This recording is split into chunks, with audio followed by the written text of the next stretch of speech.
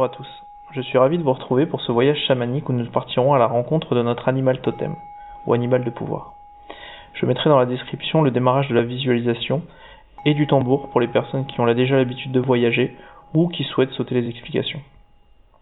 Avant de démarrer, avant de se poser, nous allons poser une intention, l'intention de rencontrer notre animal de pouvoir.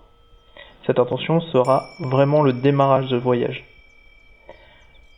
Le voyage, comme pour les autres, se déroulera en 3 phases. La première sera la visualisation de votre endroit de nature, et plus précisément de l'entrée du tunnel vers le monde d'en bas. Cette phase durera environ 3 minutes. Au bout des 3 minutes, le tambour démarrera. Il sera temps d'emprunter le chemin vers le monde d'en bas, celui que vous avez découvert durant l'initiation au voyage chamanique. Si vous n'avez pas encore réalisé la découverte du chemin, je mets en description le lien vers le précédent voyage. Lorsque vous arriverez au bout du chemin, à l'entrée du monde d'en bas, s'il y a une porte, ouvrez-la. S'il y a des gardiens, saluez-les, vous inquiétez pas, ils savent pourquoi vous venez.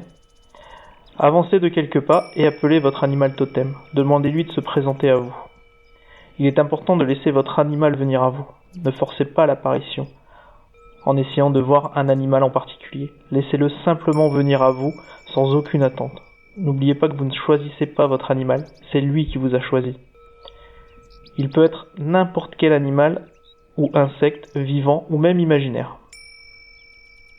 Il n'y a pas de bon ou mauvais animal totem, il est juste celui dont vous avez besoin.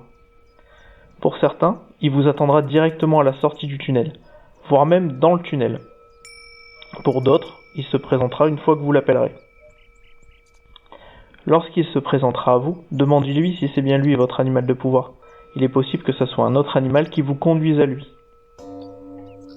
Lorsque vous rencontrerez votre animal totem, souvenez-vous d'une chose, c'est un esprit allié.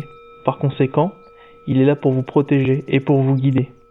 Donc peu importe l'espèce animale que vous aurez en face de vous, peu importe sa taille, souvenez-vous qu'il ne vous fera aucun mal, vous êtes en parfaite sécurité avec lui. D'ailleurs, par la suite, il nous guidera à travers le monde d'en bas et nous protégera des parasites ou des mauvais esprits qui pourraient s'y trouver. Vous pouvez avoir plusieurs animaux totems. Un premier, un principal, qui est là pour vous guider depuis votre naissance. Et des secondaires, qui sont là pour vous accompagner dans une phase spécifique de votre vie. L'animal de pouvoir est un guide, vous pourrez lui poser des questions lorsque vous rencontrerez des doutes dans votre vie. Cependant, il vous faudra apprendre à communiquer avec lui. Pour certains, la communication sera fluide dès le début. Pour d'autres, il faudra de la patience et beaucoup de rencontres et créer un lien spécifique avec lui. Aussi, je vous invite à commencer avec des questions pour simple réponse oui ou non.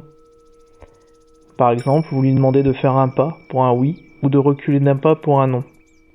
Je vous invite également à lui rendre visite sans intérêt, juste pour lui rendre visite et créer un vrai lien avec lui. Parce que plus vous aurez un lien fort, et meilleures seront les réponses, et plus ça sera facile de le rencontrer, et plus ça sera facile d'avoir ses réponses. Pour ceux qui ne verraient pas tout de suite leur animal totem, souvenez-vous d'une chose. Il a la même personnalité que vous, c'est votre animal. Donc si vous êtes timide, il se peut qu'il ne se présente pas tout de suite.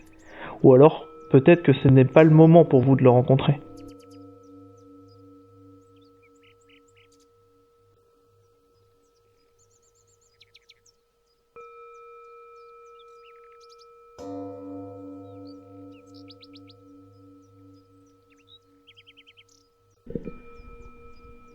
Pour certains, vous pourriez ne voir qu'une seule partie de son corps, par exemple juste un œil, ou même juste une patte, ou même une oreille. C'est tout à fait normal. Plus vous irez lui rendre visite, et plus vous le découvrirez. Demandez-lui, ce qui à mon sens est important, comment l'honorer dans le monde incarné.